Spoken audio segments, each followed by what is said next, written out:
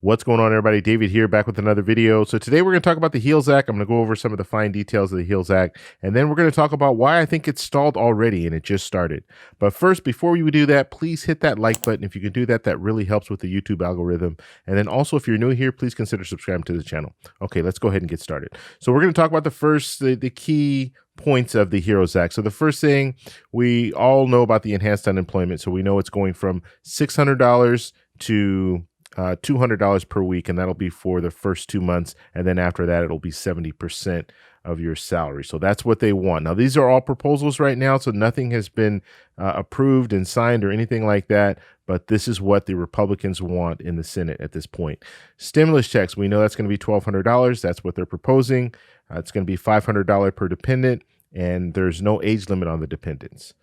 As far as the PPP loans, $190 billion will be going towards the PPP loans. $105 billion will be going towards schools. Liability protection will be a part of this proposal, and they want it to be a part of the bill. $42 billion will be going towards testing, vaccines, so that's important to note. And then $1.75 billion will be going to the FBI building. So that did find its way in there. So that's something that people are already talking about on the other side. So you have Democrats already asking, why are we putting an FBI funding in this pandemic stimulus package bill? It doesn't make any sense. I would tend to agree with them. This is something that should not be focused on the stimulus package. It should be in an infrastructure bill or something like that. Okay, I have a video that I want you guys to watch, and then I'll come back and I'm going to talk a little bit about this because this is really important. And there's one thing I'll see if you guys can catch it, and then I'll go ahead and talk about it. So let's go ahead and watch the video. At his press conference, Leader McConnell said that his entire liability provision would have to be, without negotiation, part of any bill that's going to pass. That is no way to negotiate, particularly when his provision is so extreme. It favors corporations, we know that. But for instance, it says all medical malpractice, COVID-related or not, all state medical malpractice is gone till 2024. It's a radical change of all liability law. And we asked Mr. Mnuchin and Mr. Meadows to go back and see if McConnell really meant that, because that would mean that he's probably not interested in any bill at all. Thank you. So that was really interesting. And I don't know if you caught this whole, what he was saying here, but not even talking about the liability protection, but let's first talk about the initial thing that Chuck Schumer said, and he is the minority leader in the Senate. The first thing he said is, during the press conference, Mitch McConnell said this.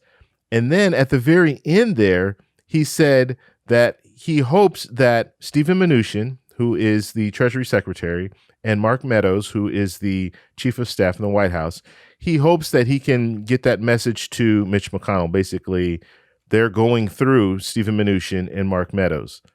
What are you talking about? Like these are legislators. Mitch McConnell's not even in the room. He's not even in the room negotiating this stimulus package. So you're going through the White House, which is the wrong way to do it, because the legislative branch needs to come to an agreement amongst themselves. You should not be getting the executive branch, the White House, involved. I mean, they can be cheerleaders, sure. They can kind of pitch the things that they want, sure. But they should not be in the situation where you have Mitch McConnell not even talking. He's not even talking to the minority leader. So Mitch McConnell is the majority leader in the Senate. Chuck Schumer is the minority leader in the Senate. They should be having a dialogue. They should be talking. It should not be going through another person. And so that's why I'm saying at this point, it's already stalled before it even started, because you don't even have both sides coming together and talking just within the Senate. So this is not a good thing to see right now.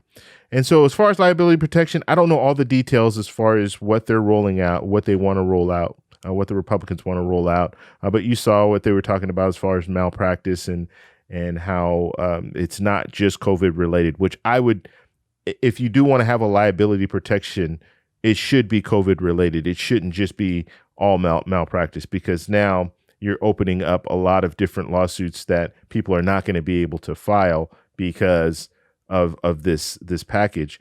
That, I mean, if it's a case where it's a plastic surgery or something like that, you can't file that claim. That has nothing to do with COVID-19. So it'll be interesting to see where they go with this. But the fact that they're not even sitting in the same room and discussing this is a problem, because Mitch McConnell, if he's saying that he wants to get this through as fast as possible and there's urgency and all that stuff, then you need to sit in the room. That's your job. Whether you like these people or not, you need to sit in the same room and you guys need to hash it out. That's what we're paying you for. So there should not be a situation where you're going through Stephen Mnuchin and Mark Meadows. That should never happen. They can be in the room, but you should be in the room as well. And so really, really, you know, it's unfortunate that we're finding this stuff out, and this is the way that things are going. In this press conference with Chuck Schumer, Nancy Pelosi was also there, and they said that, you know what, they're going to go back tomorrow. They're going to try to work things out, but we need to have Mitch McConnell in that same room. What is he doing? Like, if he's not working on this stimulus package right now, what is he doing if he's not negotiating?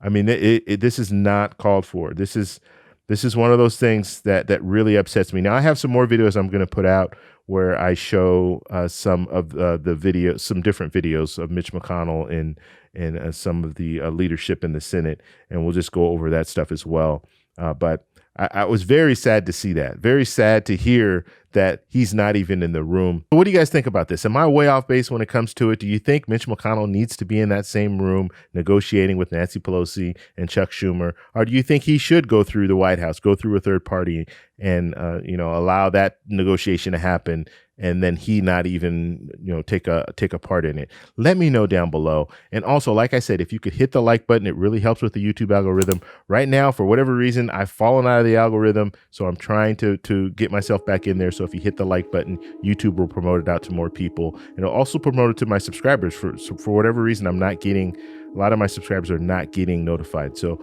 please hit that like button. And remember, it's your money, people. It's your money. Talk to you later. Bye.